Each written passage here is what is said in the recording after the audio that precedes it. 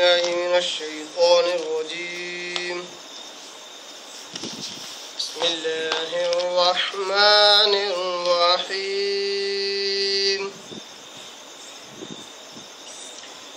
ذلك من أنباء الغيب نوحيه إليك وما كنت لديهم إذ يلقون أقلامهم أيهم يكفل مريم وما كنت لديهم إذ يختصمون.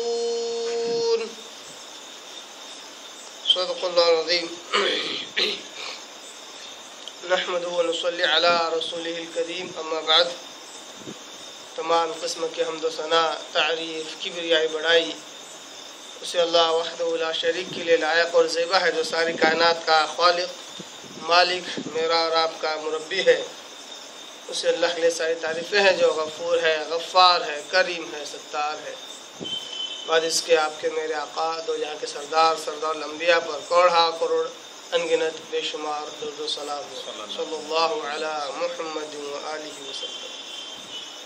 قابل احترام بزرگوں، عزیز دوستوں، نوجوان ساتھیوں، قرآن مجید کی ایک آیت کی میں نے تلاوت کی ہے، اور یہ آیت ہمارے سلسلہ وار درس کی اگلی کڑی ہے. پارہ نمبر 3 سورہ آل عمران، سورہ نمبر 3، اس کے رکوع نمبر 5 کی یہ آیت ہے. آیت نمبر 44، 40 پر 4، 44. آیت نمبر 44 سے پہلے کی جو دو آیتیں ہیں، جو کہ رکوع نمبر 5 کی ابتدائی آیتیں ہیں، اس میں اللہ تبارک و تعالیٰ نے حضرت مریم علیہ السلام کی فضیلت اللہ تبارک و تعالیٰ نے بیان کی اور کہا کہ اے مریم، ہم نے تمہیں سارے جہانوں پر چنا ہے، پسند کیا ہے، اور تمہیں فضیلت بخشی ہے، اور تمہیں پاک کیا ہے. لہذا تم اللہ کے لیے اللہ کی عبادت کیا کرو، قانت ہو کر رکوع اور سجدے کیا کرو، رکوع کیا کرو رکوع کرنے والوں کے ساتھ. مریم علیہ السلام کا تذکرہ جب ان دو آیتوں میں ہو گیا تو اللہ تبارک تعالیٰ آیت نمبر 43 میں بڑی زبردست بات اللہ تبارک تعالیٰ بیان کرتا ہے. حالانکہ تذکرہ حضرت مریم علیہ السلام کا ہی ہے، مگر معنی اور مفہوم کے اعتبار سے اور اس کی گہرائی اور گہرائی کے اعتبار سے یہ آیت بڑی انوکھی آیت ہے. بہت مضبوط ادلہ میں سے ایک دلیل ہے. آئیے سب سے پہلے اس کا لفظی ترجمہ دیکھ لیتے ہیں اور اس کی تشریح اور تفسیر کو جاننے کے بعد اس آیت سے جو معنی، مفاہیم اور جو اصول اور ضوابط اس آیت سے نکلتے ہیں اس کو بھی سمجھیں گے انشاءاللہ. اللہ تبارک تعالیٰ کہتا ہے سورہ آل عمران سورہ نمبر 3 کے آیت نمبر 44 میں، ذالک من انباء الغیب. ذالک یہ ہے وہ، اشارہ کیا اللہ تبارک تعالیٰ نے پچھلی آیتوں کی طرف، پچھلے اب تک کے سنائے گئے واقعے کی طرف، اور اس واقعے کی طرف جو اللہ تبارک تعالیٰ آگے بیان کرنے والا ہے. ذالک مطلب یہ وہ چیزیں ہیں. من کہاں سے ہے یہ چیزیں؟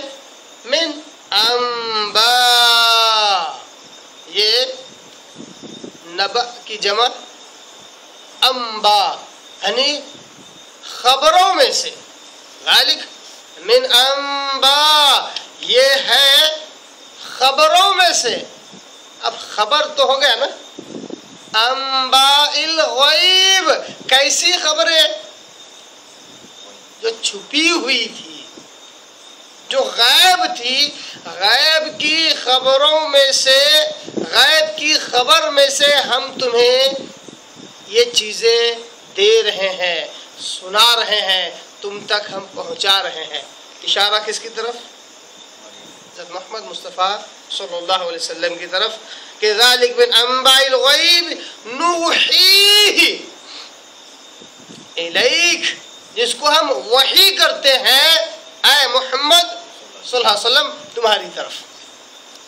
گویا کہ زکریا علیہ السلام اور مریم علیہ السلام کا جو تذکرہ ہے، یہ جو واقعہ ہے جو آپ صلی اللہ علیہ وسلم کے کئیوں ہزار سال پہلے جو واقعہ ہوا، اللہ تبارک تعالیٰ کہتا ہے یہ غیب ہے، اس کو کوئی نہیں جانتا، اور اس کے تعلق سے کسی ہسٹری یا تاریخ کی کتاب میں کہیں لکھا ہوا بھی نہیں ہے، اور ہم جس انداز سے تمہارے آگے اس کو بیان کر رہے ہیں یہ بالکل غیب ہے، لوگ اس کو نہیں جانتے، اور ہم اس کو وحی کے ذریعے سے آپ تک پہنچا رہے ہیں۔ گویا کہ غیب کی خبر اللہ تبارک و تعالیٰ کی طرف سے جو آپ صلی اللہ علیہ وسلم تک آ رہی ہے وہ وحی کے ذریعے سے ہے۔ وَمَا كُنْتَ لَدَيْهِمْ إِذْ يُلْقُونَ أَقْلَامَهُمْ۔ اور ایک بڑی حیرت انگیز بات اللہ تبارک و تعالیٰ کہتا ہے کہ وَمَا كُنْتَ، وَمَا كُنْتَ، اور نہیں تھے آپ، you are not at that time، ایسا مطلب ہوتا ہے وَمَا كُنْتَ، اور آپ نہیں تھے اس وقت لَدَيْهِمْ کہ اس چیز کو حاصل کر لیتے، ان باتوں کو حاصل کر لیتے، اِذْ يُلْقُونَ، جبکہ وہ ڈال رہے تھے، اِذْ يُلْقُونَ القا کر رہے تھے، پھینک رہے تھے، اقلامہم اپنی اپنی قلمیں۔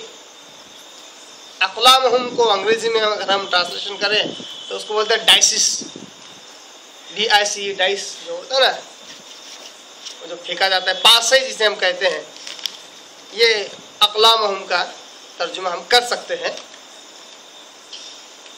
وَمَا كُنْتَ لَدَيْهِمْ، اور آپ اس وقت نہیں تھے کہ کوئی چیز حاصل کر لیتے ان سے جب وہ قلمے ڈال رہے تھے، پاسے پھینک رہے تھے۔ ایہم، کس لیے ڈال رہے تھے قلمے؟ ایہم یکفل مریم، کہ کون ہوگا جو مریم کا کفیل بنے، مریم کی کفالت کرنے والا کون ذمہ دار ہوگا، اس پر وہ قلمے ڈال رہے تھے، پاسے انہوں نے ڈالی۔ تو ایک تو جگہ وہ بتائی جہاں اللہ تعالیٰ نے کہا کہ اے نبی اس وقت آپ نہیں تھے جب وہ قلمے ڈال رہے تھے۔ اس کے بعد آگے اللہ کہتا ہے وَمَا كُنْتَ لَدَيْهِمْ، نہیں آپ اس وقت وہاں موجود تھے، اِذْ يَخْتَصِمُونَ، جبکہ وہ جھگڑ رہے تھے، جبکہ وہ حیرت انگیز بات ہے کہ ظاہر سی بات ہے مریم علیہ السلام کی کفالت کون کرے گا، اس بات پر قلمے پہلے ڈالی جائیں گی یا اس بات پر جھگڑا پہلے ہوگا؟ مریم علیہ السلام کی کفالت کون کرے گا، اس بات پر قلمے پہلے ڈالی جائیں گے یا جھگڑا پہلے ہوگا؟ ظاہر سی بات ہے جھگڑا پہلے ہوگا۔ اسی جھگڑے کو نپٹانے کے لیے اور اس کا حل تلاش کرنے کے لیے کلمے ڈالی جائیں گی۔ اللہ تبارک و تعالیٰ نے اس پروسیس کو الٹا بتلایا اور کہا کہ آپ اس وقت نہیں تھے جب کلمے ڈالی جا رہی تھی، گویا کہ آپ جب کلمے ڈالی جا رہے تھے اس وقت نہیں تھے، تو اس سے پہلے جھگڑے کے وقت بھی نہیں تھے، آپ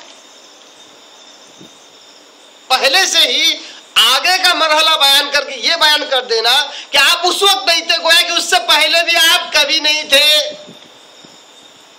اب ظاہر سی بات ہے جو آخری کے مرحلے میں نہ ہو اور اس سے پہلے کے مرحلے میں نہ ہو، اس کے بعد کے مرحلے میں بھی نہیں ہو سکتا، یہ بتلانا مقصود ہے آخری والی سٹیج کو بیان کر کے۔ ایسا کیا ہے اگر کوئی شخص یہ کہے کہ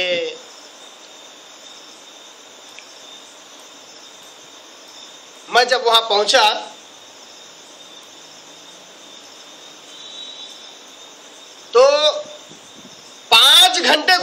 बाद भी तुम वहां पर नहीं थे। इसका मतलब ये साबित हुआ कि 5 घंटे तक तो तुम आए ही नहीं। जब मैं पहुंच रहा था उस वक्त भी तुम वहां नहीं थे।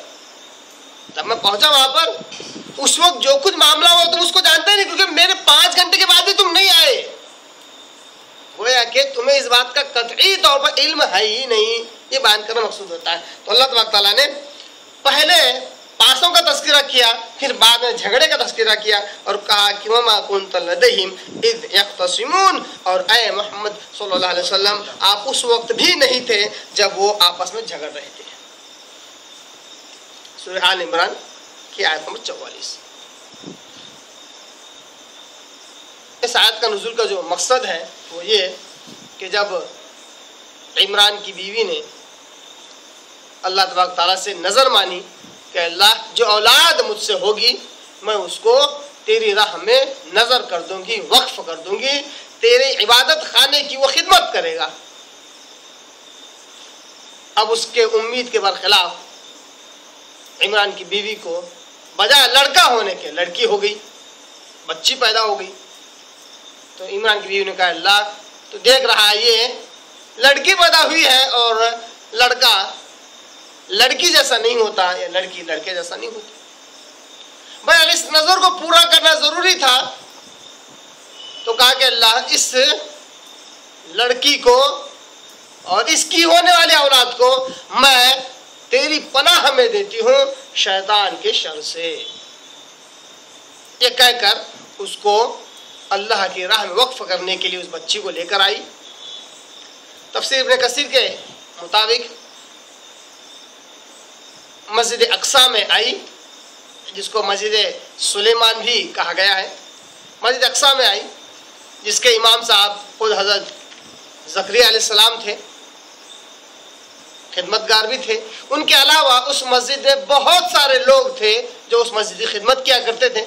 बहुत ही मुत्तकी परहेजगार लोग उस मस्जिद में रहा करते थे। अपनी बच्ची को लेकर आई और कहा कि जैसा कि मैंने नज़र मानी है इस बच्ची को अल्लाह के राह में वक्फ करने के लिए आई हूँ। तो चूंकि ज़करिया अलैहिस्सलाम बड़े बावकार बाइज्जत शख्स थे वहाँ पर उस कौम के, और माफ़ी चाहता हूँ ज़करिया अलैहिस्सलाम कह रहा हूँ जबकि इमरान है ना, क्योंकि इमरान की बीवी को मरियम अलैहिस्सलाम पैदा हुई है ना। मरियम अलैहिस्सलाम को लेकर इमरान की बीवी आई मस्जिद अक्सा में, और इमरान उस मस्जिद के इमाम साहब थे, बड़े बावकार बाइज्जत, क्योंकि ज़करिया अलैहिस्सलाम तो कालू हैं। तो उस वक्त उस मस्जिद में और दूसरे भी लोग थे जो मुत्तकी परहेजगार उस मस्जिद की उस अल्लाह की बात खाने की खिदमत किया करते थे। जब वो लेकर आई तो इस बच्ची की परवरिश करना एक बहुत बड़ा शर्फ और अज्र का काम था। तो हर एक लपक पड़े कि इसकी खिदमत हम करेंगे, इसको हम पालेंगे पोसेंगे ताकि ये पूरी तरह अल्लाह के घर की खिदमत कर सके और पूरी तरह अल्लाह के घर के लिए वक्फ हो सके। हर कोई उसके लिए दौड़ पड़ा, क्योंकि वो जानते थे कि जिसकी बच्ची है ये इसी मस्जिद का इमाम है और हमारी कौम का सरदार भी है।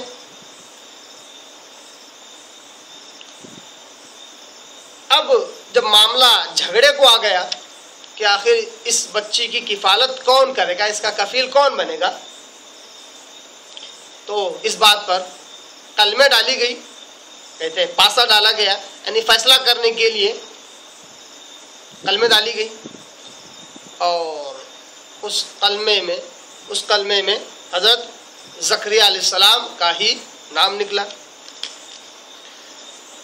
ज़करिया अलैहिस्सलाम वैसे भी इससे पहले कह रहे थे कि देखो मैं ही इसकी किफालत अच्छे से कर सकता हूँ, क्योंकि दूसरों के मुकाबले में मैं इसका बहुत ज़्यादा करीबी रिश्तेदार हूँ और खालू हूँ। क्योंकि जितने लोग मरियम अलैहिस्सलाम की किफालत करना चाहते थे सब के सब मूसा अलैहिस्सलाम के भाई हारून अलैहिस्सलाम के ख़ानदान से ही थे, उनकी नस्ल से थे। गोया कि उन्हीं के ख़ानदान के ही अफराद थे।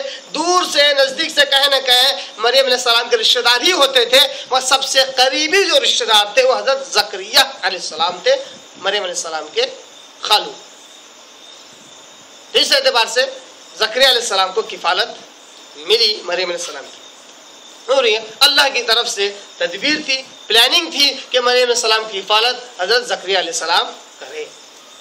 یہ تھا اس کا پس منظر کہ وہ کس طرح کلمے ڈال رہے تھے۔ اس کے تعلق سے اور بہت ساری باتیں ملتی ہیں کہ کلمے کس طرح ڈالی گئی، اس میں کچھ باتیں صحیح بھی ہیں، کچھ باتیں واقع خوشنما بنانے کے لیے بیان کی گئی ہے، مگر اصل جو مدعا ہے وہ یہی ہے کہ جھگڑا ان کے درمیان ہوا، بحث مباحثہ ہوا، اس بحث مباحثے کو ختم کرنے کے لیے کلمے ڈالی گئی اور فیصلہ حضرت زکریا علیہ السلام کے نام پر نکلا۔ اب اس آیت سے ہمیں نصیحت کیا حاصل کرنی ہے؟ اس آیت سے ہمیں جو نصیحت حاصل کرنی ہے وہ یہ کہ اللہ تعالیٰ کہتا ہے کہ یہ جو خبریں ہیں جو ماضی میں واقع ہوئی، تاریخ میں واقع ہوئی ہے، ان باتوں کو ان کی حقیقی نوعیت کے ساتھ دنیا میں کوئی نہیں جانتا۔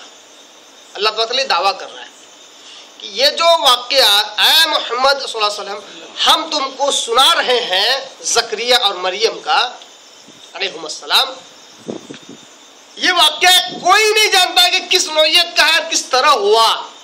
ہر کوئی جو جانتا ہے وہ چیدہ جانتا ہے، کبھی کچھ باتیں کبھی کچھ باتیں، مگر ہم جس ترتیب کے ساتھ، جس پرفیکشن کے ساتھ ہم تمہیں یہ واقعہ بتلا رہے ہیں، یہ غیب ہے جس کو کوئی نہیں جانتا۔ یہ غیب ہے، اس کو کوئی نہیں جانتا۔ یہ ہم آپ کی طرف اس کو دے رہے ہیں، کس ذریعے سے؟ وحی کے ذریعے سے۔ ذالک من انباء الغیب، یہ غیب کی خبریں ہیں۔ معلوم ہوا کہ خبر جس طرح ہوتی ہے اسی طرح غیب بھی ایک خبر ہی ہوتی ہے۔ جس طرح خبر ایک چیز ہوتی ہے اسی طرح غیب بھی خبر ہی ہے، مگر وہ چھپی ہوئی ہوتی ہے، وہ چھپی ہوتی ہے۔ انباء الغیب، غیب کی خبر، گویا کہ غیب یہ خبر ہی ہے مگر چھپی ہوئی ہے۔ تو یہ جو غیبی خبر ہے ہم اے محمد صلی اللہ علیہ وسلم تمہاری طرف وحی کے ذریعے سے اس کا نزول کرتے ہیں، تمہاری طرف ہم اس کو پہنچاتے ہیں۔ اس سے سب سے پہلا سوال یہاں پر ایک کھڑا ہوتا ہے، بعض مسلمانوں کے مطابق بعض ہی کہنا بہتر ہے، کیونکہ حالانکہ میں جانتا ہوں اردو زبان میں بعض جب کہا جاتا ہے تو چند لوگوں کی طرف اشارہ ہوتا ہے، مگر یہاں بعض اس لیے استعمال کر رہا ہوں کیونکہ بعض مسلمانوں کا عقیدہ ہے کہ محمد مصطفیٰ صلی اللہ علیہ وسلم کو غیب کا علم تھا، غیب جانتے تھے۔ میں بات اس لیے کہہ رہا ہوں یہ قرآن اور احادیث، اللہ اس کے رسول کی باتیں اپنی جگہ پختہ اور پکی ہے، اس کو ماننے والے دو کیوں نہ ہو اور باقی پورے افراد اس کے خلاف کیوں نہ ہو، وہ بعض اور چند میں ان کا شمار ہوگا، ان کی کوئی وقت اور حیثیت قرآن اور احادیث کے مقابلے میں نہیں ہے، اس لیے وہ بعض ہے، وہ چند لوگ ہیں۔ چاہے پوری دنیا کیوں نہ اس کو مانے، غلط چیز کو پوری دنیا اگر ماننے لگ جائے تب بھی غلط صحیح نہیں ہو جاتا، اس لیے وہ بعض لوگ ہیں۔ بعض مسلمانوں کا اس میں عوام بھی ہیں اور خواص بھی ہیں، ان کا یہ ماننا ہے کہ حضرت محمد مصطفیٰ صلی اللہ علیہ وسلم غیب جانتے تھے، غیب کا علم رکھتے تھے۔ حیرت انگیز بات، اللہ تبارک و تعالیٰ نے بھی قرآن مجید میں ایسی ہستی کے تعلق سے، اس تعلق سے نفی کا اظہار کیا کہ اس کے بعد یا ان کے مقابلے میں اور کوئی ہستی نہیں ہے۔ یعنی اس امت مسلمہ کی نگاہ میں اللہ تبارک و تعالیٰ کے بعد اگر پوری مخلوقات میں سب سے بڑی ہستی اگر کوئی ہے تو وہ آپ کے اور میرے آقا حضرت محمد مصطفیٰ صلی اللہ علیہ وسلم ہی کی ہستی ہے۔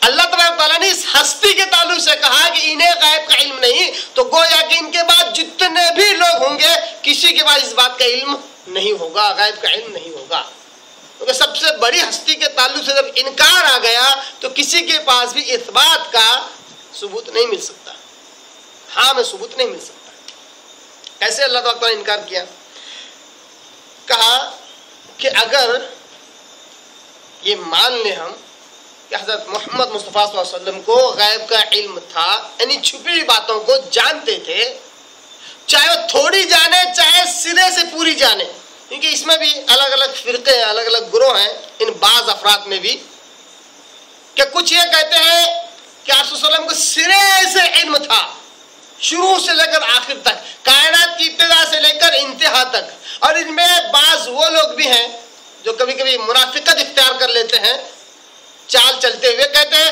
کہ اتنا ہی علم تھا جتنا اللہ نے بتلایا. ایسے بھی لوگ ہیں مگر مانتے ہیں کہ اللہ نے غیب کا علم دیا. میں انشاءاللہ ثابت کروں گا اس کم وقت میں کہ کس طرح آپ صلی اللہ علیہ وسلم کو غیب کا علم نہیں ہے. تو چاہے یہ لوگ ماننے والے کہ ابتدا سے لے کر انتہا تک کا غیب کا علم رکھتے تھے آپ صلی اللہ علیہ وسلم، یا بعض غیب کا علم رکھتے تھے، دونوں طریقے کے عقائد کو اللہ تبارک تعالیٰ نے اس آیت سے رد کیا کہ دونوں عقائد بد عقید کیا ہے اور انسان کو شرک کی طرف لے جاتے ہیں. کس طرح؟ اگر ہم یہ مان لیں کہ حضرت محمد مصطفیٰ صلی اللہ علیہ وسلم کو چاہے تھوڑا یا پورا غیب کا علم ہوتا، جانتے ہوتے آپ صلی اللہ علیہ وسلم چھپی باتوں کو، تو اللہ تبارک تعالیٰ یہ نہیں کہتا کہ ہم غیب کی خبریں تم تک پہنچا رہے ہیں وحی کے ذریعے سے. جس کے پاس غیب کا علم ہو اس کو غیب کا علم دینے کی کیا ضرورت ہے؟ جس کے پاس غیب کا علم ہو اس کو غیب کا علم دینے کی کیا ضرورت ہے، جبکہ اس کے پاس آلریڈی پہلے سے غیب کا علم موجود ہے. وہ ہے کہ اللہ نے اس سے اس بات کی نفی کی کہ حضرت محمد مصطفیٰ صلی اللہ علیہ وسلم کے پاس غیب کا علم نہیں ہے. اللہ تبارک تعالیٰ غیب کا علم وحی کے ذریعے سے پہنچا رہا ہے. کہ یہاں پہ ایک سوال کھڑا ہوتا ہے کہ چلو تمہارے بولنے کے حساب سے نبی کے پاس غیب کا علم نہیں ہے، اللہ نے دیا، اب آیا کہ نہیں آیا؟ انشاءاللہ اس کو بھی حل کریں گے. اسی آیت سے دوسرا ایک اور عقیدہ ہے، اس کو بیان کرتا ہوں، پھر دونوں چیزوں کے ایک ساتھ بیان کروں گا. اسی آیت میں اللہ تبارک تعالیٰ نے ایک اور بد عقیدگی کا رد کیا. لوگ کہتے ہیں کہ حضرت محمد مصطفیٰ صلی اللہ علیہ وسلم ہر جگہ حاضر اور ناظر ہیں، یعنی ہر جگہ موجود ہے، پہلے بھی تھے، آج بھی اور ہمیشہ رہیں گے. جبکہ نعوذ باللہ استغفر اللہ، یہ صفت تو صرف اور صرف اللہ تبارک و تعالیٰ کی ہے کہ وہ پہلے بھی تھا، آج بھی اور ہمیشہ رہے گا.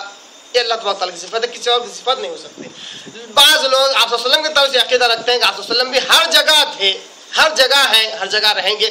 حاضر اور ناظر اس کو وہ کہتے ہیں کہ آپ صلی اللہ علیہ وسلم کے اندر اس صفت وہ تلاش کرتے ہیں اور اس صفت کی موجودگی کا احساس رکھتے ہیں. اللہ کہتا ہے اس آیت میں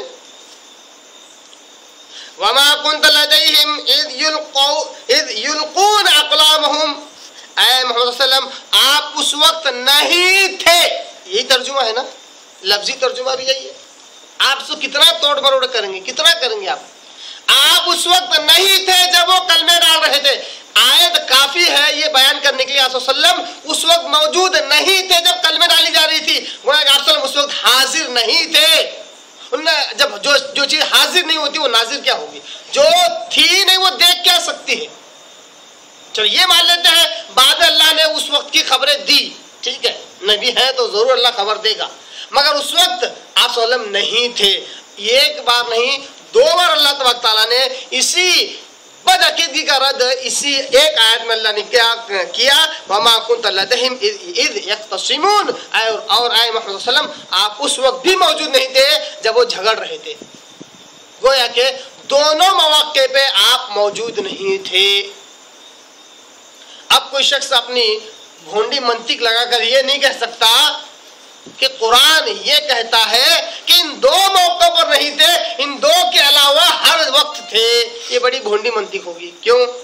کیونکہ جو یہ عقیدہ رکھے کہ اصل حاضر و ناظر ہے، حاضر و ناظر کا عقیدہ تمام جگہوں پر رہنے کو ثابت کرتا. اس میں سے اگر دو جگہوں پر نہ ہونا اس عقیدے کو بنیاد سے گرا دیتا ہے، بنیاد سے گرا دیتا ہے. دو جگہوں پر نہ تھے گویا کہ پورا عقیدہ ڈھہ گیا کہ اصل ہر جگہ حاضر ناظر ہے. گویا کہ اس طرح بھی منطق لگانا، لاجک لگانا غلط ہے کہ قرآن کے حساب سے دو جگہ نہیں تھے باقی ہر جگہ تھے. یہ بھی بڑی غلط منطق ثابت ہوئی. قرآن کی ایک آیت سے دو چیزوں کا اللہ تعالیٰ نے رد کیا کہ آپ صلی اللہ علیہ وسلم غائب نہیں جانتے تھے. سب سے بڑی ہستی اس دنیا کی جب وہ غیب نہیں جانتی تو دوسرے انبیاء بھی نہیں جانتے، فرشتے بھی غیب نہیں جانتے، جن بھی غیب نہیں جانتے، صحابہ، تابعین، تبع تابعین، ائمہ کرام، محدثین، اولیاء اللہ بھی غیب نہیں جانتے، کیونکہ سب میرے اور آپ کے آقا حضرت محمد مصطفیٰ صلی اللہ علیہ وسلم کے سب سے نیچے ہی ہے۔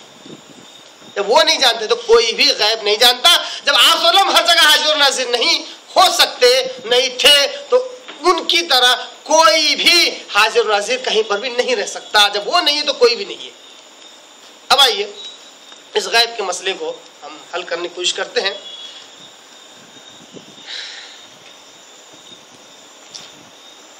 بعض لوگ یہ کہتے ہیں، جیسا کہ میں نے سوال اٹھایا، کہ اللہ تبارک تعالیٰ غیب کا علم دینے والا ہے، اس سے پہلے آپ صلی اللہ علیہ وسلم کے پاس غیب کا علم نہیں تھا، ٹھیک ہے؟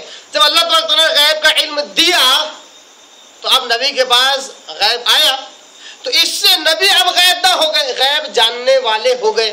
اس سے تو ثابت ہوا کہ نبی غیب داں ہے، نبی غیب داں۔ یہ اعتراض ہے، یہ منطق ہے، یہ منطقی دلیل ہے۔ دلیل دو قسم کی ہوتی ہے، ایک دلیل جو اصول اور ادلہ کے ذریعے سے، قرآن و حدیث کے ذریعے سے، ایک دلیل منطقی دلیل، یعنی لاجیکلی ثابت کرنا۔ ایسا ایک صاحب کا ایک ویڈیو سن رہا تھا چھوٹا سا، منطق لگائی، دین کو ثابت کرنے کے لیے منطق ہر جگہ کام نہیں آتی ہے، منطق باطل کو باطل قرار دینے کے لیے منطق استعمال کر سکتے ہیں آپ، حق کو ثابت کرنے کے لیے آپ کو دلیل دینا پڑتا ہے، حق کو ثابت کرنے کے لیے آپ کو دلیل دینا پڑتا ہے، باطل کا رد کرنے کے لیے آپ کو منطق استعمال کر سکتے ہیں۔ اب ایک صاحب بولے کہ دیکھو ہم جس چیز پر عمل کر رہے ہیں، جس فرقے اور جس جماعت پر ہم قائم ہیں، میں مانتا ہوں کہ یہ 100 سال 200 سال کے بعد وجود میں آیا، مگر یہ آپ صلی اللہ علیہ وسلم کے زمانے میں بھی تھا۔ دلیل دی، کہا کہ جس طرح ایک آدمی کتاب پڑھ رہا تھا، اچانک لائٹ چلی گئی، اب جو حرف تھے اس کو نظر نہیں آ رہے ہیں، پھر لائٹ آئی، جیسے لائٹ آئی حرف نظر آئے۔ اسی طرح وہ کہتے ہیں ہمارے فرقے کی جو فقہ ہے وہ فقہ آپ صلی اللہ علیہ وسلم کے زمانے میں بھی موجود تھی، مگر 100-200 سال کے بعد اس امت کا سراج پیدا ہوا، چراغ پیدا ہوا، اس نے اس پر روشنی ڈالی، اس نے ایجاد نہیں کیا، اس کے پیدا ہونے کی وجہ سے وہ فقہ نظر آئی۔ دیکھو یہ دلیل بڑی بھونڈی دلیل ہے کہ 100-150 سال کے بعد چراغ روشن ہوا تو مسائل نظر آئے، اس کا مطلب استغفر اللہ، یہ بڑا بہتان ہے صحابہ پر اور تابعین رحمہ اللہ پر کہ ان کو مسائل نظر ہی نہیں آئے اس چراغ کے پیدا ہونے سے پہلے۔ گویا کہ صحابہ کو گمراہ قرار دیا، اس شخص نے صحابہ کو گمراہ قرار دیا کہ انہیں وہ مسائل سمجھ میں نہیں آئے، اور اس چراغ کے پیدا ہونے کے بعد قیامت تک مسائل سمجھ میں آ رہے ہیں، پورے قیامت تک کے لوگ راہ یافتہ ہو، اور ان میں ایک شخص بھی اگر یہ عقیدہ رکھے اور یہ دعویٰ کرے کہ صحابہ میں سے ایک صحابی بھی گمراہ تھا، گمراہ کی بات کر رہا ہوں میں، گمراہ تھا، تو وہ شخص اور اس کے ماننے والے سارے کے سارے گمراہ کہلائیں گے، کیونکہ صحابی کو گمراہ کہنا، صحابہ کو مسائل کا نہ سمجھ میں آنا، یہ عقیدہ رکھنا، یہ گمراہی نہیں تو کیا ہے؟ بہرحال منطق باطل کو رد کرنے کے لیے کام آ سکتی ہے، حق کو ثابت کرنے کے لیے دلیل لگتی ہے، منطق نہیں۔ تو بہرحال میں نے ایک منطقی سوال کھڑا کیا کہ آپ صلی اللہ علیہ وسلم کے پاس غیب کا علم نہیں ہے، چلو مان لیتے ہیں، قرآن رد کرتا ہے، اللہ تبارک تعالیٰ نے غیب کا علم دیا، اب نبی کے پاس آ گیا غیب کا علم، اس لیے اب نبی ہو گئے غیب داں، غیب جاننے والے، غیب بتلانے والے۔ میں کہتا ہوں یہ بھی منطق ہے، یہ بھی لاجک ہے، اس کو بھی رد کیا جا سکتا ہے۔ مثال دیتا ہوں، الحمدللہ ہمارے پاس کالج کے لیکچرر وغیرہ بھی بیٹھتے ہیں، اس لیے وہ مثال جو میرے ذہن میں آ رہی ہے آپ کہہ کے رکھتا ہوں۔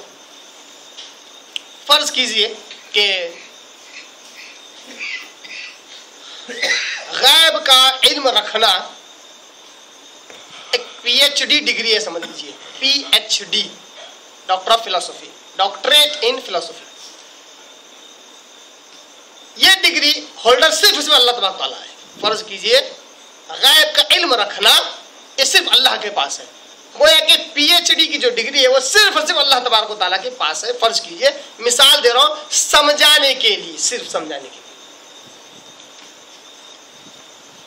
اب اگر کوئی ماسٹر ڈگری رکھنے والا، ماسٹر ڈگری ہولڈر رکھنے والا، ماسٹر ڈگری، اس کے بعد چاہے کتنا بھی کیوں نہ نالج آئے، کتنا بھی کیوں نہ علم آئے، وہ اپنے آپ کو پی ایچ ڈی ہولڈر نہیں کہہ سکتا. کہہ سکتا ہے؟ اس کی اتنی خواہش ہوئی کہ مجھے لوگ پی ایچ ڈی ہولڈر کہیں، تو اس نے کیا کیا، 50 پی ایچ ڈی ہولڈرز کے تھیسس اور ان کے ریسرچ پیپرز پڑھ لیے. جو نالج اس میں تھا اس کے پاس بھی آ گیا. کیا اب وہ دعویٰ کر سکتا ہے کہ میں بھی پی ایچ ڈی ہولڈر ہوں؟ نہیں. جب تک وہ پی ایچ ڈی کر کے کسی نئی فیلڈ میں نئی تحقیق پیش نہیں کرتا، تب تک وہ پی ایچ ڈی ہولڈر نہیں کہلا سکتا. اور میں نے کہہ دیا کہ دینی اعتبار سے غیب کے علم کے تعلق سے صرف اور صرف اللہ کے پاس یہ ڈگری ہے. ڈگری ہولڈر اللہ تعالیٰ غیب کا علم رکھنے والا. یہ ڈگری کسی اور کے پاس نہیں آ سکتی. کیوں؟ کیونکہ وہ ڈگری کوئی حاصل ہی نہیں کر سکتا. جتنی مخلوق ہے سب ماسٹر ڈگری میں تو آ سکتے ہیں، صرف نالج ان کا بڑھ سکتا ہے، مگر ڈاکٹر ان کے نام سے پہلے نہیں لگ سکتا. عالم الغیب، علام الغیوب، یہ الفاظ ان کے لیے استعمال نہیں ہو سکتے. غیب کے جاننے والے، یہ الفاظ ان کے لیے استعمال نہیں ہو سکتے. آئیے ایک اور غلط فہمی دور کر دیتا ہوں.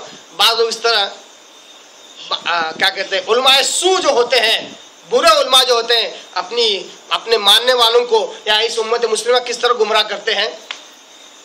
عالم الغیب، غیب کا جاننے والا اللہ ہے نا. قرآن میں اللہ تبارک تعالیٰ نے نبی کے علم غیب کا رد کرتے ہوئے کہا کہ قل، اے نبی صلی اللہ علیہ وسلم آپ کہو، لا اقول، اے نبی صلی اللہ علیہ وسلم آپ کہو کہ لا اعلم الغیب، میں غیب نہیں جانتا. تو ان کے علماء اس کا الٹا مفہوم سمجھاتے ہیں، کہتے ہیں وہاں پہ لا اعلم الغیب، یہ ہے تجوید، لا اعلم الغیب، میں غیب نہیں جانتا. اس کو الٹا سمجھاتے، کہتے ہیں قرآن میں لکھا ہوا ہے لا عالم الغیب. نبی صلی اللہ علیہ وسلم نے قرآن میں کہا میں عالم الغیب نہیں ہوں.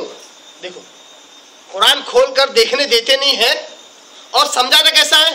قرآن میں لکھا ہوا ہے لا اعلم الغیب، حمزہ عین لام میم، اعلم، عین کے اوپر جزم.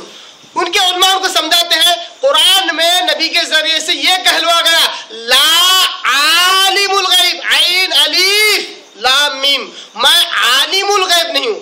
کتنا بڑا دھوکہ ہے، کتنا بڑا جھوٹ ہے اس امت کے ساتھ.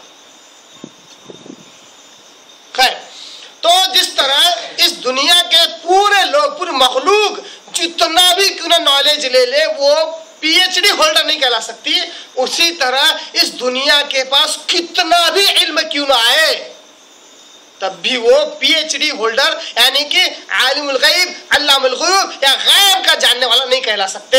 اللہ تبارک تعالیٰ کسی نبی کو غیب کا علم دے تو جیسے ہی اللہ تبارک تعالیٰ نے غیب کا علم دیا وہ اب غیب نہیں رہا، وہ صرف علم ہو جاتا ہے، وہ صرف وحی بن جاتا ہے، وہ صرف نالج بن جاتا ہے، غیب نہیں رہتا.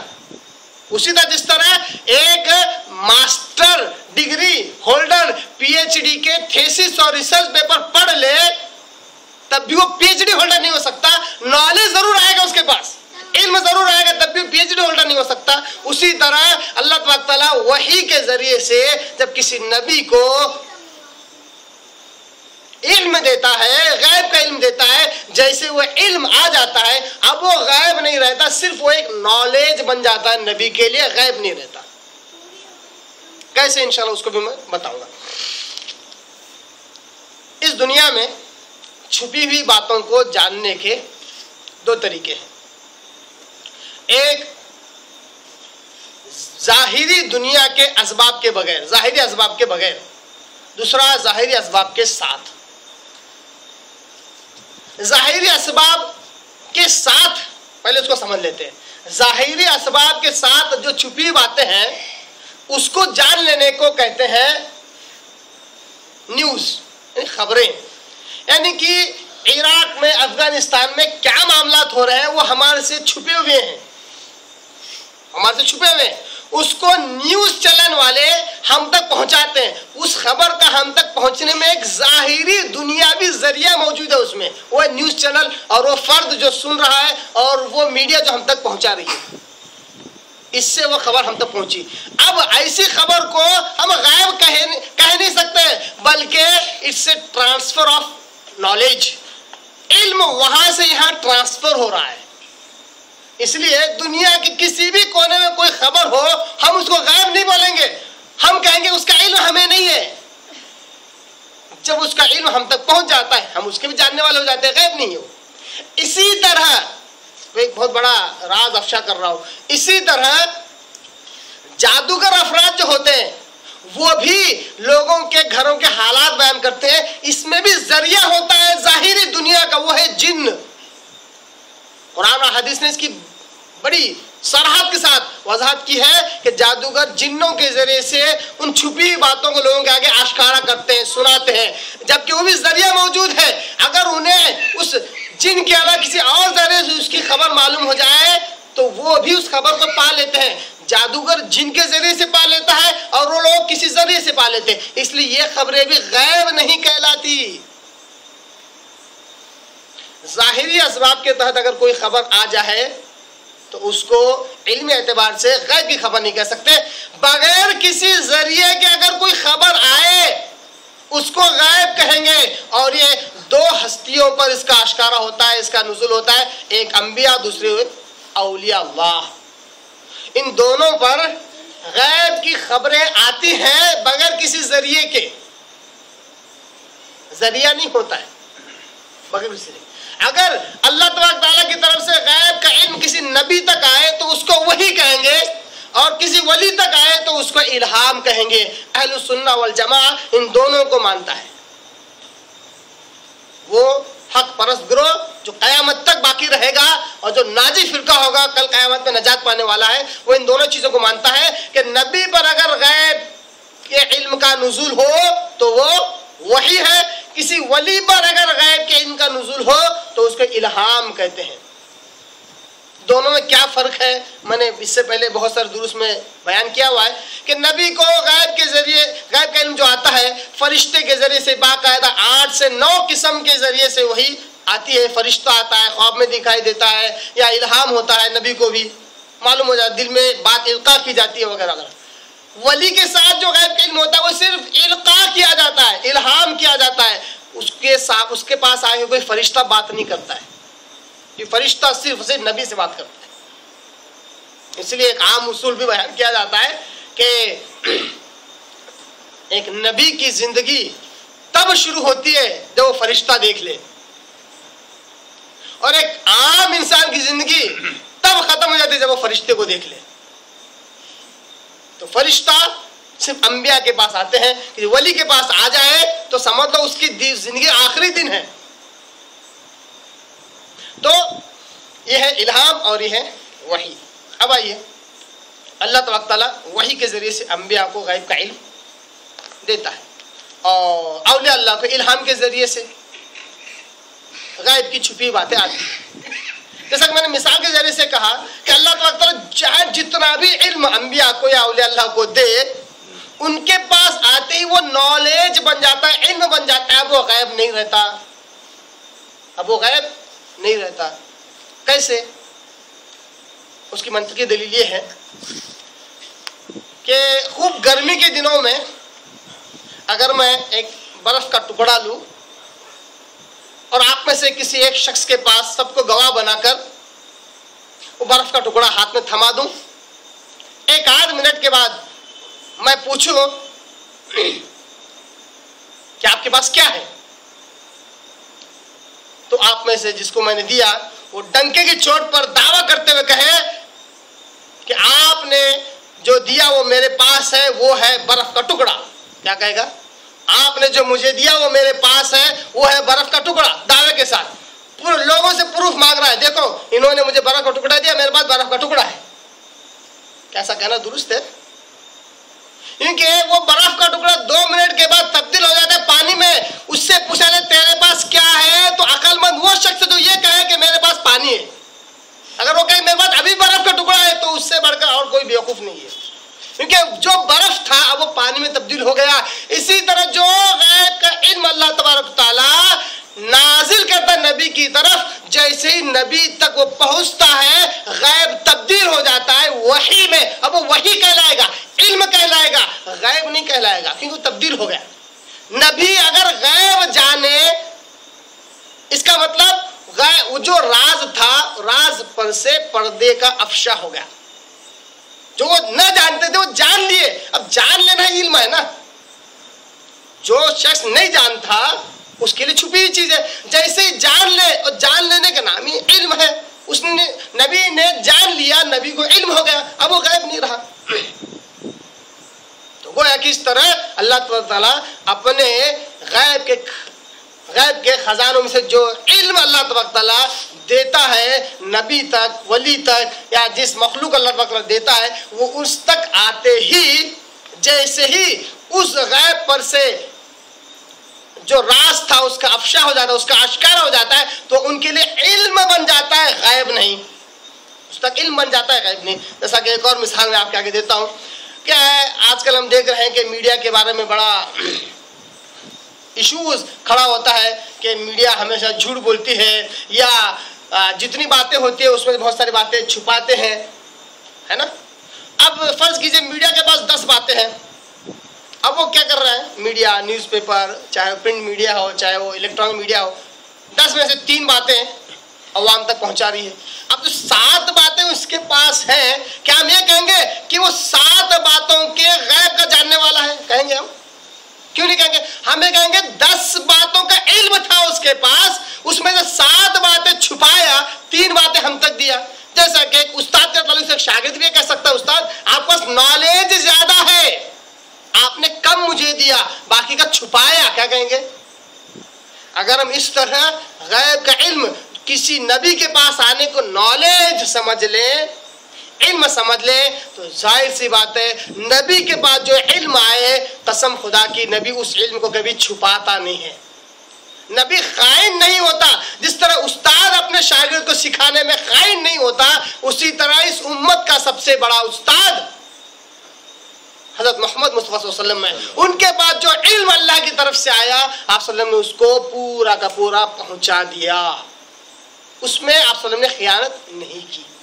اس طرح یہ بات ثابت ہوئی کہ مخلوقات میں سب سے بڑی ہستی، اللہ کے بعد سب سے بڑی ہستی مخلوقات میں، آپ صلی اللہ علیہ وسلم کو جب غیب کا علم نہیں ہے تو ان کے بعد کسی بھی مخلوق کو غیب کا علم نہیں ہے. اسی طرح جب آپ صلی اللہ علیہ وسلم حاضر و ناظر نہیں ہے تو اس کے بعد کی کوئی مخلوق بھی حاضر و ناظر نہیں ہے، ہر جگہ موجود نہیں ہے. اللہ سے دعا کرتا ہوں اللہ تعالی ہمیں قرآن کو صحیح سمجھنے، اس پر عمل کرنے کی توفیق عطا فرمائے. وآخر دعوانا ان الحمد للہ رب العالمین.